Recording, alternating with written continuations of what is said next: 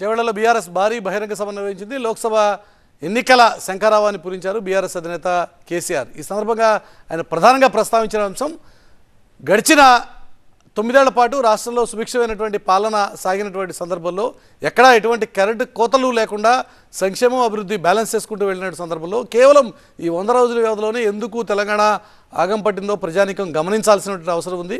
కాబట్టే ఇప్పుడు ఈ లోక్సభ ఎన్నికల్లో బీఆర్ఎస్ని గెలిపించాలి అన్నది ప్రధానంగా ఆయన చేస్తున్నటువంటి ఆర్గ్యుమెంట్. కరెంటుకు సంబంధించి ఈ కొద్ది రోజుల వ్యవధిలోనే ఎందుకు ఇంత సంక్షేమం వచ్చింది అన్నది కేసీఆర్ ప్రధానంగా నిలదీస్తున్నటువంటి అంశం. 1.5 సంవత్సరంలో కరెంటును బ్రహ్మాండంగా తయారు చేసి రైతాంగానికి, ఇళ్లకు, పరిశ్రమలకు, ఐటీ రంగానికి అందరికి కూడా 24 గంటల సరఫరా 9 సంవత్సరాల పాటు ఇచ్చినాం. కేసీఆర్ పక్కకు పోగానే కరెంట్ ఎందుకు మాయమైంది, దీనికి కారణమైంది, ఇది ప్రభుత్వ అసమర్థత కాదా, వీళ్ళే మనకిప్పుడు జవాబు చెప్పాలని చెప్పి నేను కోరుతా ఉన్నా. చాలా సింపుల్ కదా, వీళ్ళు కొత్తగా ఏం చేసే అవసరం లేదు. గత ప్రభుత్వం ఎట్లా నడిపిందో అట్లా నడిపిస్తే సరిపోయే పరిస్థితి. దాన్ని కూడా ఇవ్వలేని అసమర్థ ప్రభుత్వం ఈరోజు ఉంది. అది కూడా మీరు ఆలోచన చేయాలని చెప్పి నేను కోరుతా ఉన్నా. బీఆర్ఎస్ గవర్నమెంట్లోనే దళిత బంధు శాంక్షన్ చేసినాం, ప్రొసీడింగ్స్ ఇచ్చినాం, డబ్బులు జిల్లా కలెక్టర్లకు పంపించినాం. 12 లక్షలు ఇస్తామని నమ్మబలికిన ఈ కాంగ్రెస్ ఏం చేసింది? ఈరోజు ఒక్కలకు కూడా ఇవ్వడం లేదు. 10 లక్షలు కూడా ఇవ్వడం లేదు.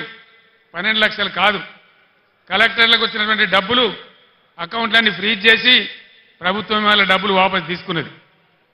నేను ఒక్కటే మాట మీకు మనవి చేస్తా ఉన్నా, దయచేసి దళిత సమాజంలో ఉండే మేధావులు, దళిత యువత మీరు తీవ్రంగా ఆలోచన చేయాలి. మౌనంగా ఉంటే మన సమస్యలు పరిష్కారం కావు. పోరాటం చేయకుండా ఇది రాదు. నేను ప్రభుత్వానికి కూడా హెచ్చరిక చేస్తా ఉన్నా. 1,30,000 మంది దళిత బిడ్డలను నేనే స్వయంగా తోడుకొని వచ్చి సెక్రటేరియట్ పక్కన అంబేద్కర్ కాడ దీక్ష బట్టి మీ మెడలు వంచి అవన్నీ కూడా వాళ్ళకి ఇప్పిస్తామని మనవి చేస్తా ఉన్నా. ఇది ప్రధానంగా కేసీఆర్ చేస్తున్నటువంటి ఆర్గ్యుమెంటు. ఎందుకు ఈ కొద్ది రోజుల వ్యవధిలోనే తెలంగాణ ఆగమవుతోంది అన్నది ఆయన ప్రధానంగా అడుగుతున్నటువంటి ప్రశ్న. ఇవన్నీ కూడా మళ్ళీ తిరిగి గాడిలో పడాలి అంటే బీఆర్ఎస్ని మాత్రమే ఈ లోక్సభ ఎన్నికల్లో గెలిపించాలి. లోక్సభ ఎన్నికల్లో బీఆర్ఎస్ని గెలిపించడం ద్వారా దేశవ్యాప్తంగా తెలంగాణ వాయిస్ను వినిపించేటువంటి ఆస్కారం, దేశవ్యాప్తంగా తెలంగాణ దృష్టిని కేవలం బీఆర్ఎస్ మాత్రమే అటెన్షన్ డ్రా చేయగలుగుతుంది అన్నది బీఆర్ఎస్ చేస్తున్నటువంటి ఆర్గ్యుమెంట్, కేసీఆర్ చెబుతున్నటువంటి మాట. నిజంగా